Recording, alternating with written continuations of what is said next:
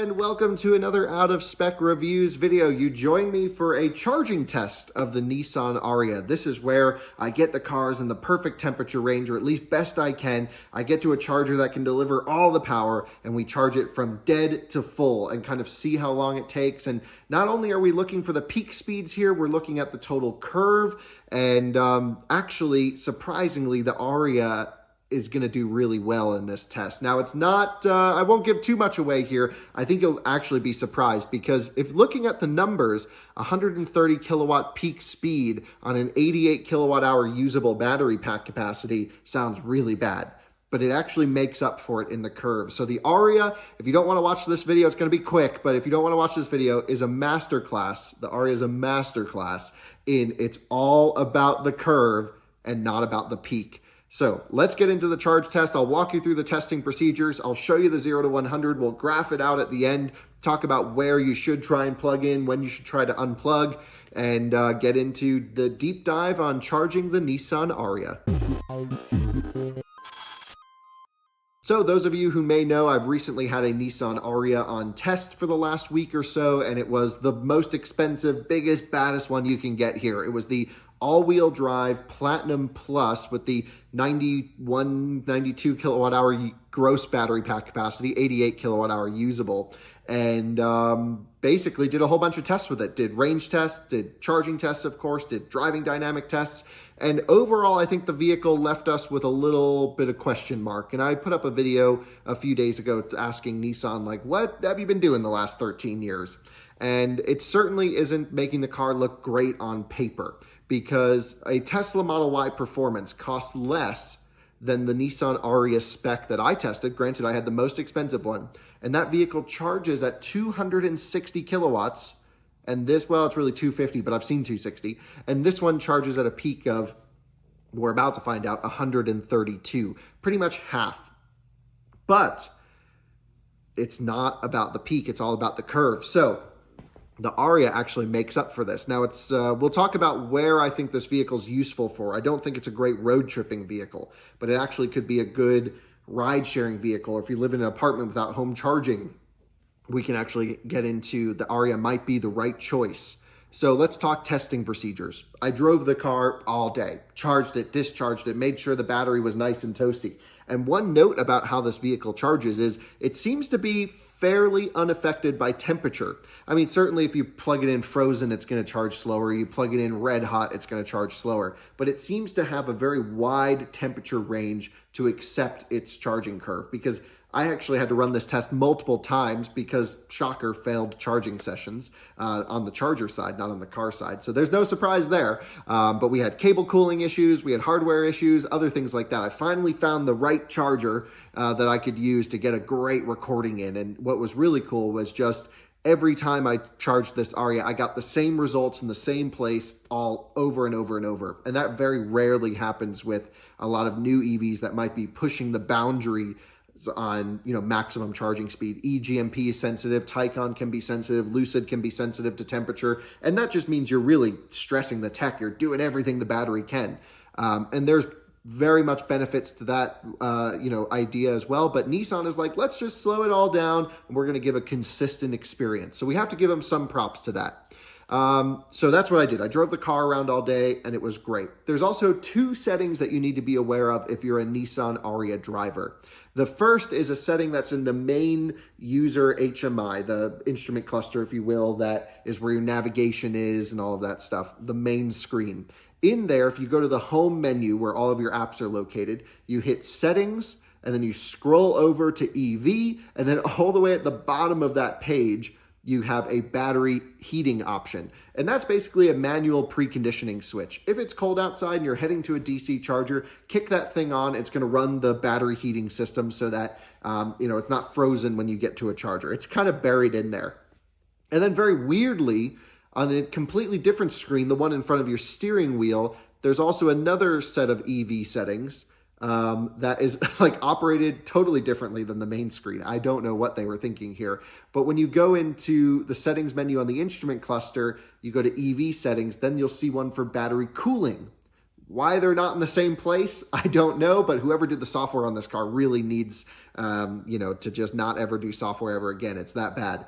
But you can then turn on enhanced battery cooling. Now, why wouldn't that just be on all the time?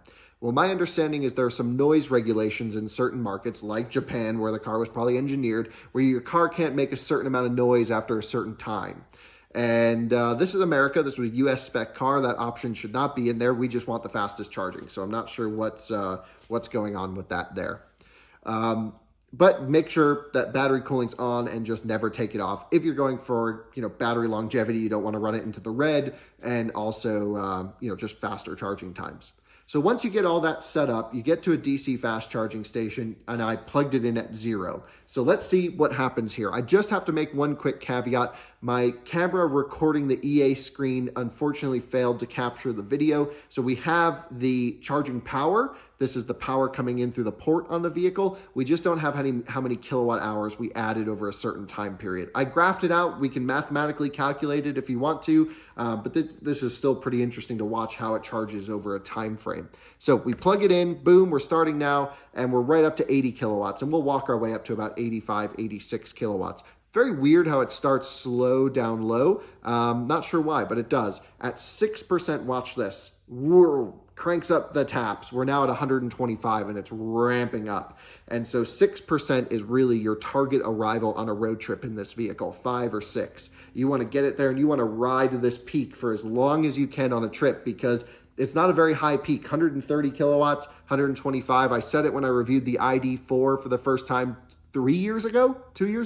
This is the minimum of acceptability. The fact that a brand new Nissan Ariya is at the minimum and it's most expensive, that's a little bit tough to swallow. But it's still livable, it's still doable, and it's consistent.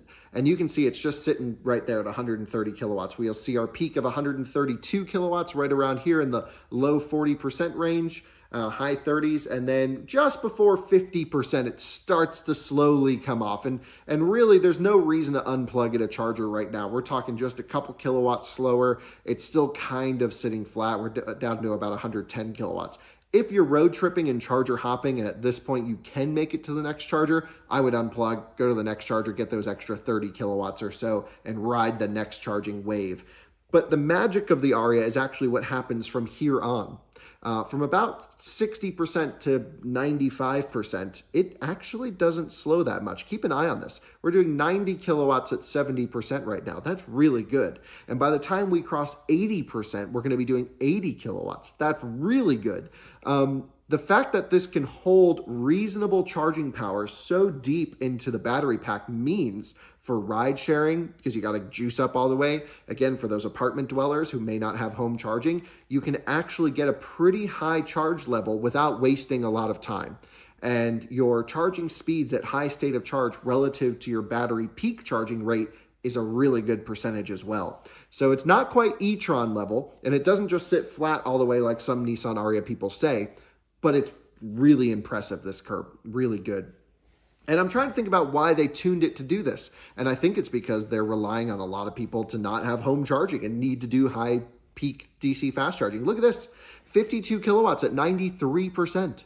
That's good. And you'll notice, like, if you have to do high charging, like if this is your once a week charge, you're going to want to charge to about 96, 97%. Because look at this, right there at 97%, we fall to 20. I wouldn't charge much past this or wait for the car to charge much past this.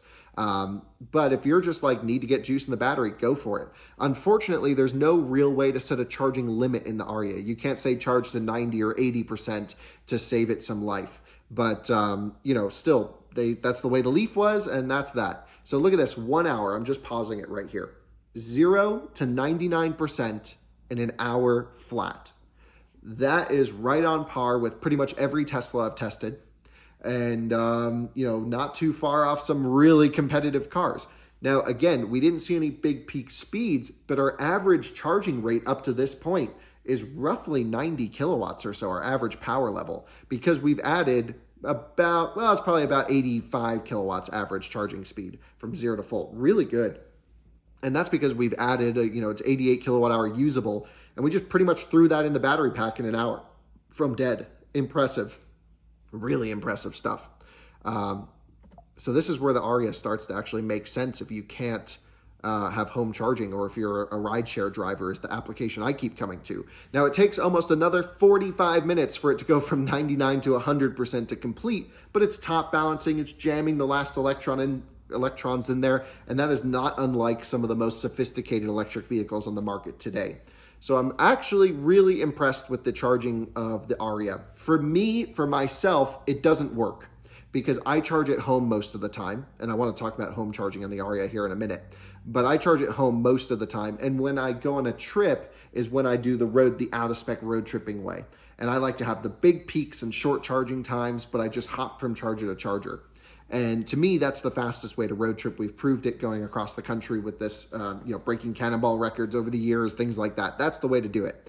The Ariya is not optimized for the road trip. It is optimized for the deep DC charge, the once a week or even the once a day if you're a heavy mile use locally to home is what it feels like to me.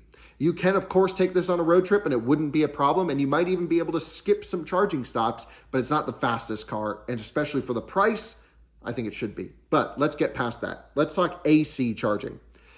Most charging, if you're buying an electric car, should be on AC, I believe. You should either have workplace charging or home charging that's easy and accessible. I know that's not the case for everyone, but that's the ideal world. And this only has a 30 amp onboard charger.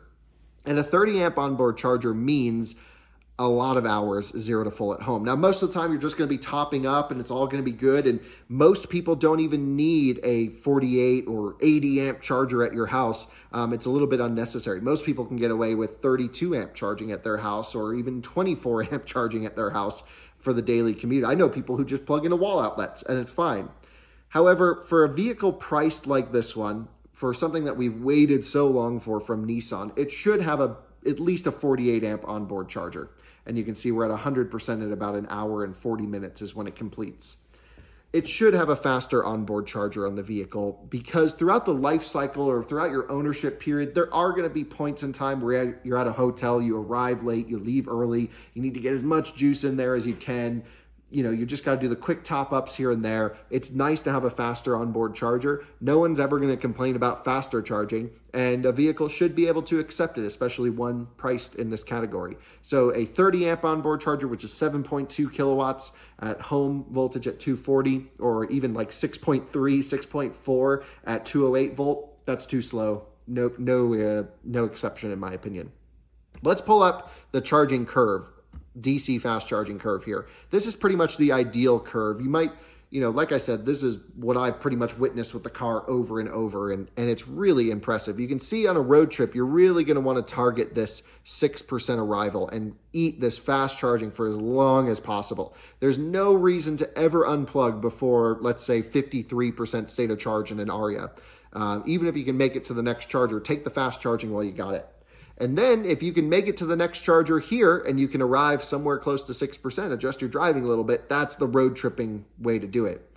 But for a lot of people, that's like ultra optimization. They might feel comfortable charging here to around 75, maybe 80% state of charge. Even if you go up closer to 85 or 90% state of charge, it's not bad. You're still well over 50 kilowatts past 90%, which is pretty impressive. So, and I would not recommend really going much past ever 96%, 97. That's when you drop here to that 20 kilowatt rate. You should just unplug before then.